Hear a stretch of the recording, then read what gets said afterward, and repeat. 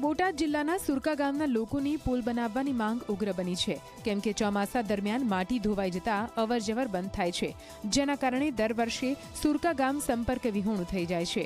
વાત એમ છે કે વર્ષ 2018માં પુલનું નિર્માણ કાર્ય કરાય, પરંતુ તે પણ અધૂરું। જી હા, અડધે સુધી આરસીસી કામ અને ત્યારબાદ માટી કામ। વરસાદ આવવાથી માટી ધોવાય છે અને અવરજવર બંધ થઈ જાય છે।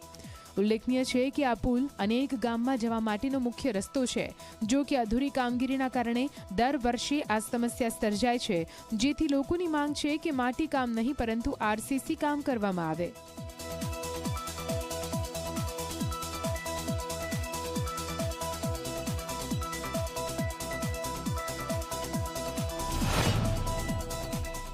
પુલ આવવાથી બે બાજુ તૂટી ગયો છે અને પુલ હાવ એવો બનાવ્યો છે, હાવ બોગસ પુલ બનાવેલો છે। બંને બાજુથી પુલ સારો કરે અને હાઈટ વધારે, અને આ આરસીસી માં હાવ નબળી, કોઈ ગામથી અવર જવર થઈ શકાતું નથી, જઈ શકાતું નથી। પાણી આવ્યું એટલે અહીંયા પહેલા તો ધોવાણ થઈ ગયું પુલ અધૂરાના કારણે।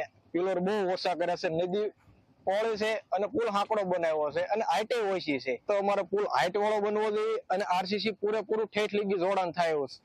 સાઈડમાં બંને સાઈડ ધૂળ નાખવાથી વારંવાર બંને સાઈડ ધોવાઈ જાય છે, તો પહેલા તો સાઈડ પહેલા વધારવી પડશે।